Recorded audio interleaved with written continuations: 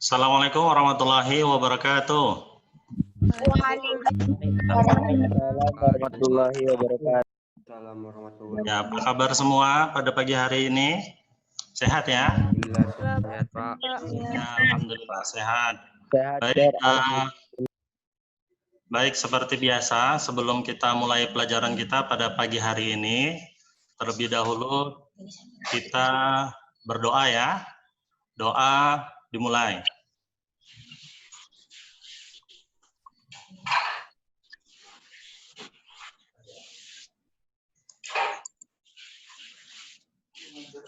Ya, doa selesai.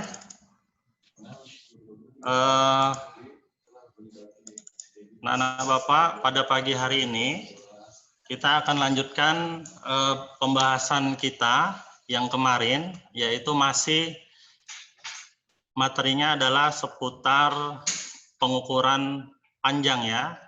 Jadi kalau di pertemuan sebelumnya kita membahas alat pengukuran panjang yaitu jangka sorong. Nah, untuk pertemuan kali ini materi kita masih alat pengukuran panjang, tapi namanya adalah micrometer screw. Gitu. Nah, sebelumnya bagi yang baru bergabung nih melihat video live teaching Bapak, ya perkenalkan Bapak Riki Prayogi, guru fisika di SMA Unggulan CT Foundation. Jadi nanti kalau mau diskusi lebih lanjut, boleh menghubungi kontak nomor handphone Bapak, atau bisa juga melalui email ya. Kemudian di pertemuan kali ini pokok bahasan kita adalah micrometer screw ya, khusus ngebahas tentang micrometer screw.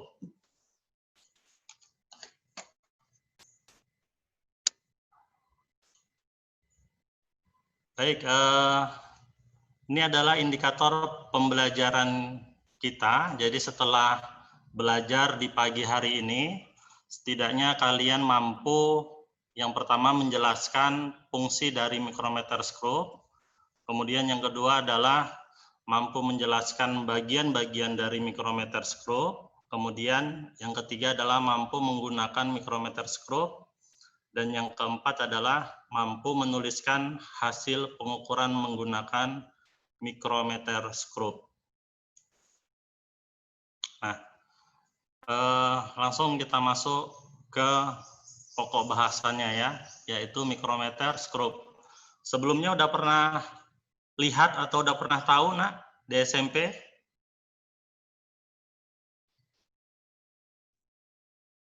Ada yang sudah, ada yang belum lah ya. Nah, jadi micrometer screw ini biasa digunakan untuk mengukur ketebalan benda yang kecil, ya biasanya ketebalan. Kalau dia panjang, dia lebih sering dipakai itu adalah jangka sorong, ya. Tapi apakah bisa micrometer screw mengukur panjang benda yang kecil? Bisa aja. Kalau mau lebih teliti, bisa menggunakan micrometer screw, gitu. Jadi micrometer screw ini bisa mengukur misalkan ketebalan kertas. Kita mau tahu tebal kertas, misalkan 1 lembar kertas, itu bisa diukur pakai micrometer screw. Atau ketebalan plat yang tipis. Ya. Nah, kemudian bisa juga digunakan untuk mengukur diameter benda yang kecil. Ya, misalkan diameter kawat atau diameter kelereng gitu, bola-bola besi yang kecil ya. Jadi dia punya batasan sesuai dengan lebar dari rahangnya ini. Nah, seginilah dia batas maksimal yang bisa diukurnya. Nah, mikrometer ini mempunyai batas ketelitian ya. Biasa yang digunakan adalah 0,01 mm. Nah, itu adalah ketelitian dari micrometer screw. Artinya ketebalan yang bisa diukur itu minimal 0,01 itu masih bisa terbaca di micrometer screw gitu. Kalau jangka sorong kemarin 0,1 mili ya untuk yang kebanyakan yang dipakai. 0,1 mm ketelitian dari jangka sorong. Gitu ya. Nah, selanjutnya ini adalah bagian-bagian dari micrometer screw. Nah, yang pertama ini adalah frame atau bingkai, yaitu yang ini ya, lihat kursor Bapak ya. Nah, ini adalah frame namanya di micrometer screw atau bingkainya. Jadi menyerupai huruf C ya, atau huruf U. Nah, frame ini terbuat dari bahan logam yang tahan panas. Jadi dia bisa mempermudah dalam proses pengukuran. Kemudian meminimalkan transfer panas dari besinya ini ke tangan kita saat mengukur. Misalkan mau mengukur benda yang panas, kalau besi itu kan dia bisa menghantarkan panas ya. Nah, secara apa tuh, konduksi ya, secara konduksi kalau seperti ini. Jadi kalau bendanya panas kena besi, nanti panasnya bisa mengalir. Kalau dia tidak dilapisi sama bahan plastik, itu nanti tangan kita yang terluka. Maka desainnya seperti ini, dilapisi oleh bahan plastik agar tidak panas ya. Kemudian yang kedua itu adalah anvil. Anvil itu kalau di bahasa Indonesia kan poros tetap atau rahang tetap. Yang ini yang dimaksud dengan rahang tetap. Artinya rahang ini nggak bisa bergeser, memang bawaannya seperti ini, gitu. Jadi dia nempel, melekat gitu, tidak bisa bergeser. Nah, namanya adalah rahang tetap. Ini fungsinya adalah penahan saat benda yang akan diukur ditempatkan di antara anvil dan spindle, ya. Nah, antara sini. Nah, yang ketiga adalah ini temennya ini spindle ya. Nah, kalau yang ini namanya poros gerak atau rahang geser. Artinya ini bisa bergeser, bisa ke kiri, bisa ke kanan gitu. Nah, nanti caranya nanti diputar. Nanti kalau ini diputar, timbel ini diputar, ini nanti akan kalau diputar ke kiri atau berlawanan dengan arah jarum jam, dia membuka. Jadi nanti ini masuk ke dalam, ke kanan ya geraknya, gitu. Nah kemudian rahang geser ini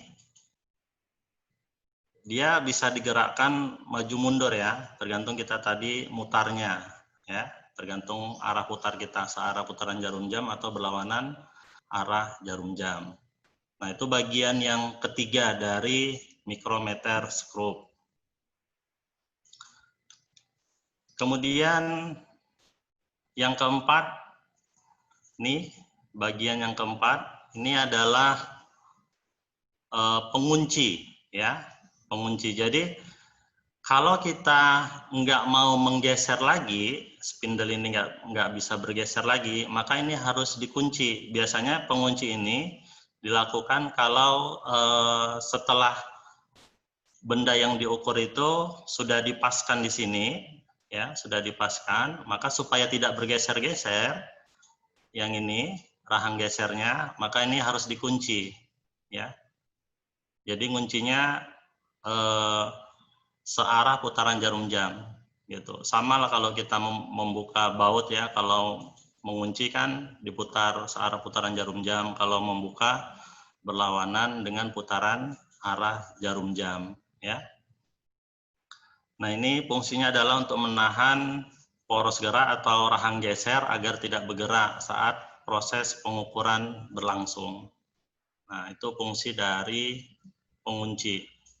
Nah, kemudian yang kelima, ini namanya slip ya. Jadi slip ini adalah batang logam di mana skala utamanya berada. Jadi micrometer screw ini sama kayak jangka sorong, punya skala utama, punya satu lagi skala nonius. Nah, skala utama di micrometer screw itu terletaknya di slip ini. Nah, jadi inilah angka untuk skala utamanya, gitu. Kemudian bergeser lagi kita ke kanannya. Nah, ini namanya timbel. Timbel itu batang logam yang dapat diputar. Jadi ini bisa diputar-putar. Tujuannya untuk ini rahang gesernya ini biar bergerak ke kanan atau ke kiri gitu. Masuk, maju atau mundur gitulah. Ya. Jadi ini adalah tempat di mana skala nonius terletak. Jadi timbel ini ada tulisan 0, 5, 10 sampai 50 dia. Ya, ini udah 45, mungkin nampak sedikit ya, 45, 46, 4. Ini sampai ada 50 garis. Jadi itu nanti sebagai patokan untuk melihat nilai dari skala noniusnya. Gitu ya. Jadi dia ada 50 skala. Ada 50 skala. Kemudian dia bisa berputar 360 derajat, ya. Bisa berputar 360 derajat. Kemudian kalau diputar sampai 360 derajat, artinya dia diputar sampai kembali ke posisi semula, maka nanti ini skalanya sebenarnya bergesernya hanya 0,5 mm, ya. 0,5 mm. Jadi kalau diputar 360 derajat, itu nanti bergesernya, ini kan nanti bergeser nih, ya. Ini nanti bergeser bisa ke kiri atau ke kanan, tergantung arah memutar kita. Nah, itu kalau udah penuh 360 derajat, dia hanya bergesernya 0,5 mm. Maka tadi kan skalanya ada 50 ya, ada 50 ini ya. Jadi kalau 0,5 dibagi 50 dikali 1 mm itu kan 0,01 ya, 0,01 mili. Itulah yang menjadi ketelitian dari micrometer screw gitu. Nah, bagian yang berikutnya adalah nih pengunci, bagian terakhir ya, pengunci. Jadi dia berfungsi untuk memutar spindle atau rahang geser atau poros gerak saat di ujung dari spindle telah dekat dengan benda yang akan diukur. Gitu. Jadi sebenarnya dia untuk mengencangkan aja, ya.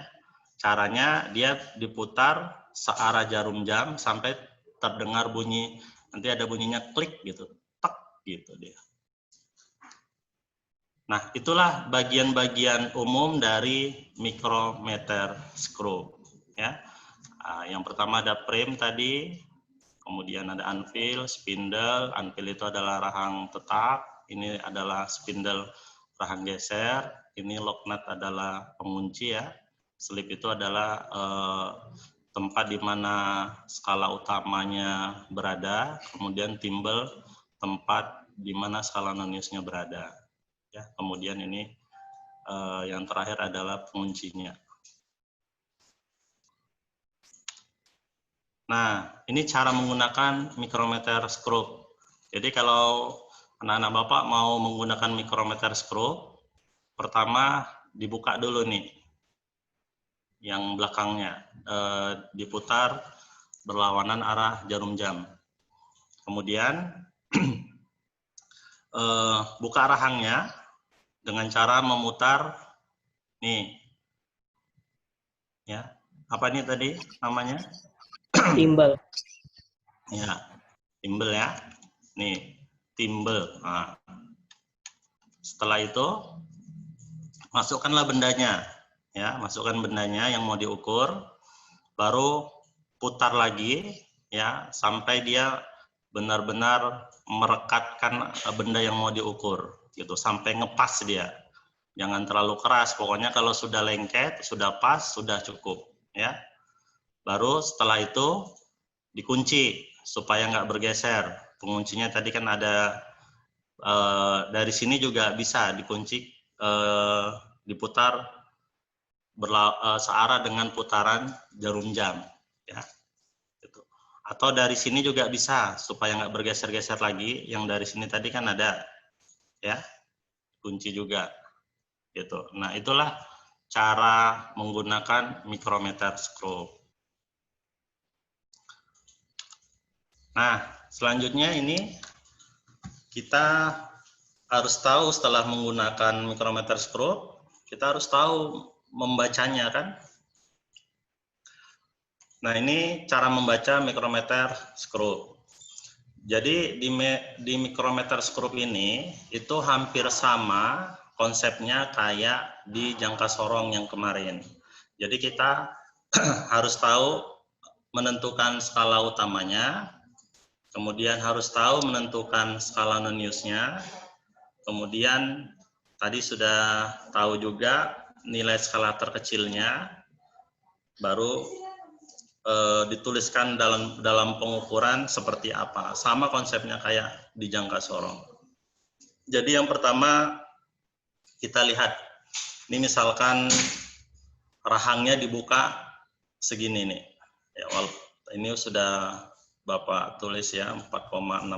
Nah, cuman Bapak ajarin nih cara mendapatkan 4,62-nya. Yang pertama, lihat skala utama dulu. Nah, skala utama itu adalah yang ini ya. Nah, ini setelah di zoom, kira-kira gambarnya seperti ini. Ya. Nah, ini angkanya 0, ini yang di bawah. Jadi di skala utama ini ada dua skala, yang atas sama yang bawah. Ya. Nah, kalau ini 0, ini berarti 0,5 besarnya, yang bawah ya. Ini 1, 1,5. 2, 2,5, 3, 3,5, 4, 4,5. Maka skala utamanya adalah 4,5 mm. Gitu. Nah, selanjutnya setelah skala utama, tentukan skala non-use-nya. Cara menentukan skala non-use-nya, ini lihat garis di skala utama ini ya, lihat kursor Bapak. Dia berhimpit dengan garis keberapa di skala non-use. Ya. Garis yang di skala utama yang ini, garis horizontal ini berhimpit dengan garis keberapa di skala non-use. Nah, kalau ini 5, ini 10, ini 15, berarti ini 10, 11, ini garis ke 12. Maka skala non-use-nya itu garis ke-12 ya, baru dikali nilai skala terkecil dari micrometer screw yaitu 0,01 ya. Tadi udah dapat dari mana 0,01 ya? Tadi kalau diputar sampai 360 derajat ini ya kan dia bergesernya hanya 0,5 tadi ya, mili ya. 0,5 berarti 0,5 dibagi 50 karena ada 50 garis ya, dikali 1. Nah, itulah 0,01 mm. Nah, setelah itu kita jumlahkan skala utama ditambah skala non-use ya. Berarti 4,5 mm ditambah 0,12 mm. Ya, 0,12 itu hasil perkalian dari 12 kali 0,01. Maka dapatlah 4,62 mm. Seperti itu. Nah, tadi kemarin kan sudah Bapak jelaskan, kalau dalam fisika itu tidak cukup hanya mampu membaca alat ukur saja, mampu membaca skala alat ukurnya, tapi harus mampu juga menuliskan dalam pengukuran. Ya, maka kalau dituliskan dalam hasil pengukuran, dituliskan seperti ini. Ini adalah skala yang terbaca tadi 4,620 ya 4,62. Ini ada nolnya karena yang ini 0,005 kan 3 angka di belakang koma, maka ini harus 3 angka di belakang koma juga. Gitu. Jadi 0,005 itu adalah ketidakpastian dari alat ukurnya. Didapat dari setengah dari nilai skala terkecil dari alat ukurnya. Jadi setengah dikali 0,01 itu adalah 0,005 mm. Gitu. Kira-kira gampang atau gampang kali?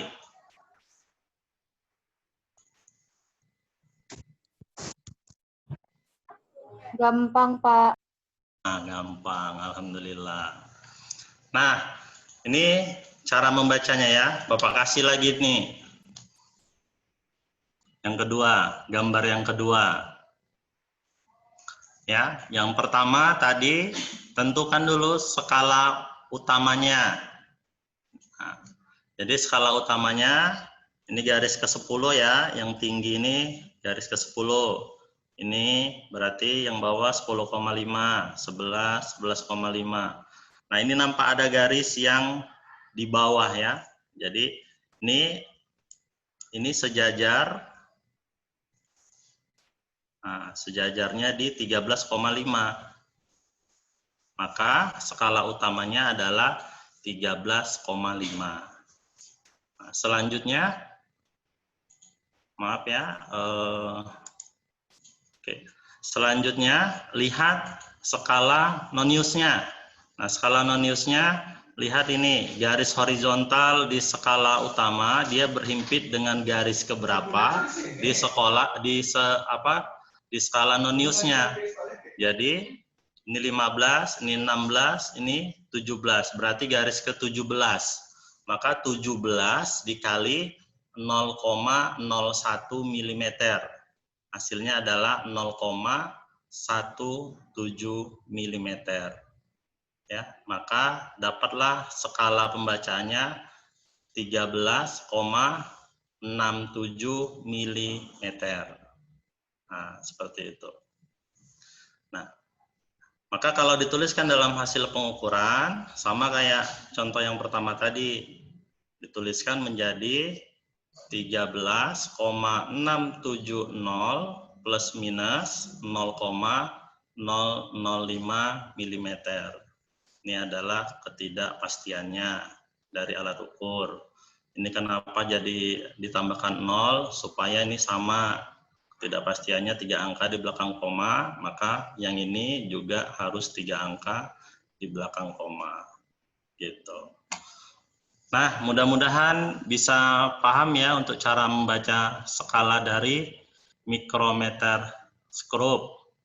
Bapak punya contoh yang terakhir nih, kalau di soal fisika biasanya gambarnya dibikin seperti ini bentuknya. Ya, jadi misalkan nih gambar dari hasil pengukuran ketebalan suatu benda. Nah, seperti ini. Sama ya, tentukan skala utamanya dulu. Maka skala utamanya, walaupun ini udah lewat ya, udah lewat 4,5 kan udah lewat nih. Tapi karena belum nampak garis kelima, maka skala utamanya tetap ditulis 4,5 gitu. 4,5 mili, kemudian skala noniusnya ini 35, berarti ini 36, 37, 38. Maka skala noniusnya garis ke-38 yang sejajar dengan garis horizontal di skala utama. Gitu. Maka 38 dikali 0,01 itu adalah 0,38 mm. Maka ketebalannya menjadi 4,5 ditambah 0,38. Berarti 4,88 mm. Nah, dituliskan dalam hasil pengukuran menjadi 4,880 plus minus 0,005 mm. Seperti itu. Paham kira-kira semuanya? Paham, Pak. Paham ya? Pak. Paham, Sir. Paham. Ini ada soal Bapak tanya ini ke Gita. Gita, sehat Gita? Alhamdulillah sehat, Pak. Gita, kira-kira dari gambar yang Bapak tampilkan ini, berapalah itu hasil pengukurannya? Tuh, Bapak tanya dulu, skala utamanya berapa Gita? 8,5 mm, Pak. Oke, bagus. Saril? Saril? Iya, Pak. Iya, Pak. Berapa nilai dari skala Noniusnya? 12. 0,12. 0,12. Abida?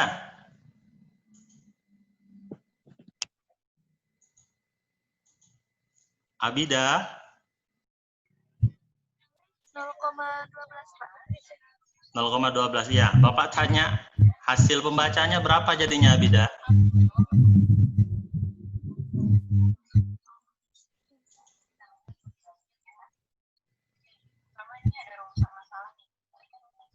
Berapa Abida? Bisa? Oke, kembali ke Gita. Bapak tanya, berapa jadinya Gita?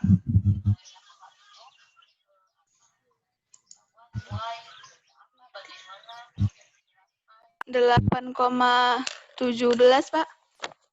8,17. Tadi kan skala utamanya 8,5. Berarti 8,5 ditambah 0, 8,62, Pak. 8,662. 62. Kembali ke jalan yang benar ya Gita ya. Nah, nih yang terakhir nih contoh yang terakhir. Berapa itu kira-kira Najwa? Mana si Najwa ini? Iya, Sir. Ah, berapa coba hasil pengukurannya?